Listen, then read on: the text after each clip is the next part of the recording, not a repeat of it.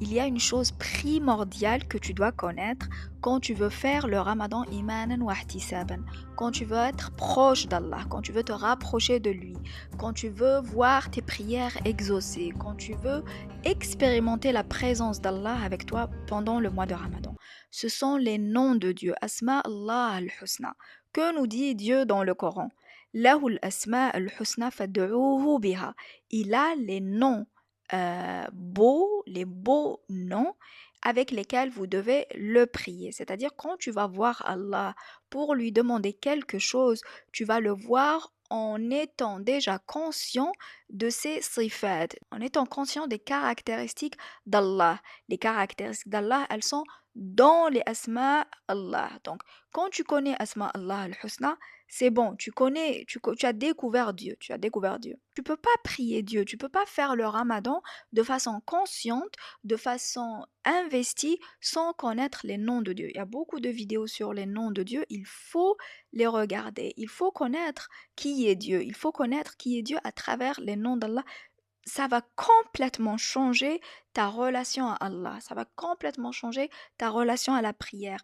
Ça va faire que tu vas être tellement proche de Dieu que tu vas obligatoirement recevoir les faveurs de Dieu. Parce que c'est ça qui va faire que tu vas bien prier Dieu. Tu vas prier Dieu avec conscience et assurance et confiance. Et je vais vous raconter une histoire d'une femme qui a expérimenté le nom d'Allah Al-Karim et Al-Jabbar. Al-Jabbar, c'est celui qui répare toutes tes blessures, qui répare tout ce qui est cassé dans ta vie, qui répare tout ce qui ne va pas dans ta vie, qui répare toutes les choses que tu as subies, les injustices et tout, dans ton âme, dans ta personne, dans ta vie. Et donc, Al-Jabbar, c'est un nom de Dieu très très important. Et Al-Karim, c'est celui qui donne avec profusion, celui qui donne avec exagération.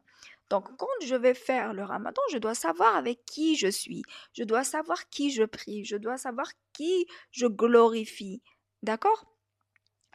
Cette femme, son histoire, elle est extraordinaire. Ce qui s'est passé, c'est que elle vivait dans la maison parentale. Elle s'entendait pas du tout avec sa maman qui était très difficile, qui était très dure et tout.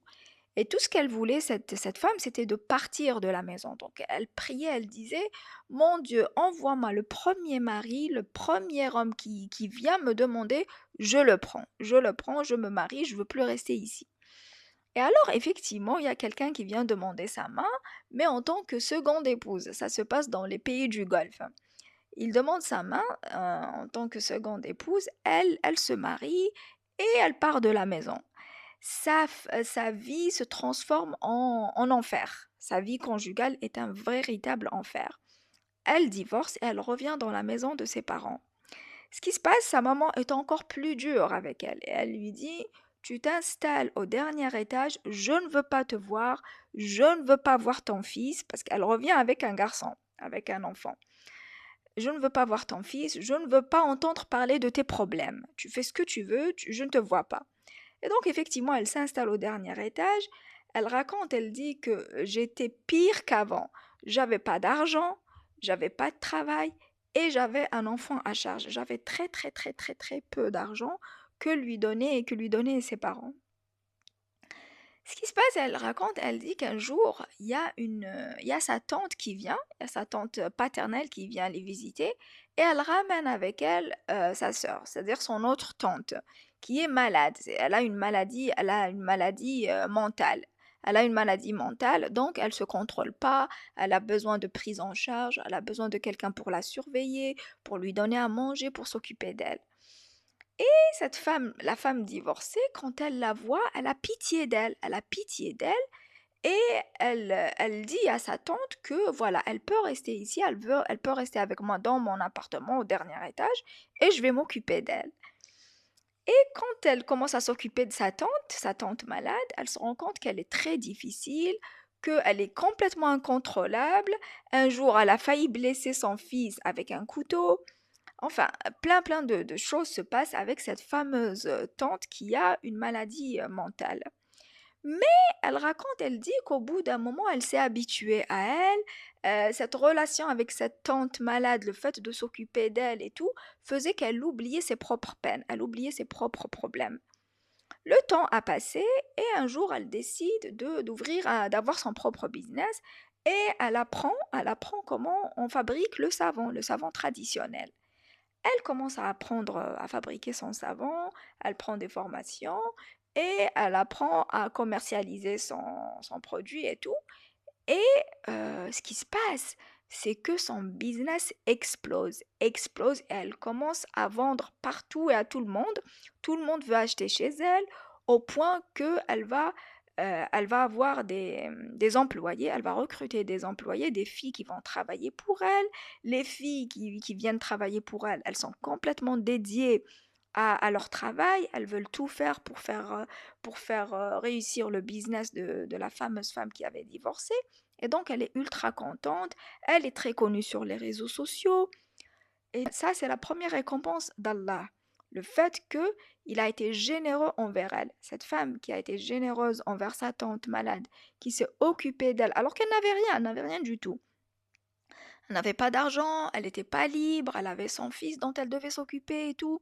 Mais elle a donné de son temps, elle a donné de sa bienveillance, elle a donné de sa tendresse, elle a donné de son attention, elle a donné de ces choses gratuites et qui sont pas véritablement gratuites, mais qui ont beaucoup de valeur, qui ont beaucoup de valeur. Et ce qui s'est passé par la suite, c'est que elle ne veut plus rester chez ses parents, elle va prendre une maison pour elle, puisque désormais elle a de l'argent, elle est libre financièrement et tout, donc elle déménage. Et elle va habiter dans un quartier où habite un ancien soupirant, c'est-à-dire quelqu'un qui voulait l'épouser quand elle était plus jeune et qui l'a perdue de vue, mais qui a toujours continué à penser à elle. Ce qui se passe, c'est qu'il dit à ses parents et à ses sœurs et tout, moi je vais l'épouser quoi qu'il arrive. Quoi qu'il arrive, je veux l'épouser, je veux l'épouser. Il l'a jamais oublié. Et donc effectivement, il va demander sa main et tout et tout. Ils se marient, ils sont super heureux et tout. Ce qui se passe, c'est que son mari, tellement il est tellement heureux de l'avoir retrouvée et d'avoir pu l'épouser après toutes ces années, c'est qu'il sera aussi très bienveillant envers sa tante malade. C'est-à-dire quand la dame, quand elle déménage, elle prend sa tante malade avec elle pour continuer de s'occuper d'elle tout en faisant son business.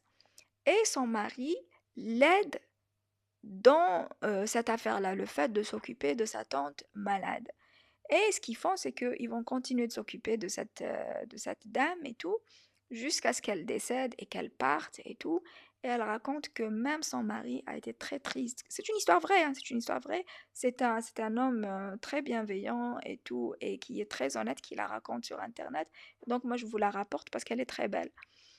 Et donc, ce qui se passe, c'est que son mari, qui n'avait aucun lien de parenté avec la fameuse tante malade, est triste quand elle décède.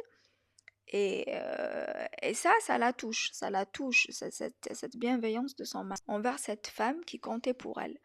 Et donc ça, c'est une petite histoire sur les caractéristiques d'Allah, sa générosité, son jabr, le fait que il transforme toutes tes blessures, toutes les choses ratées dans ta vie, il les transforme en quelque chose de très beau.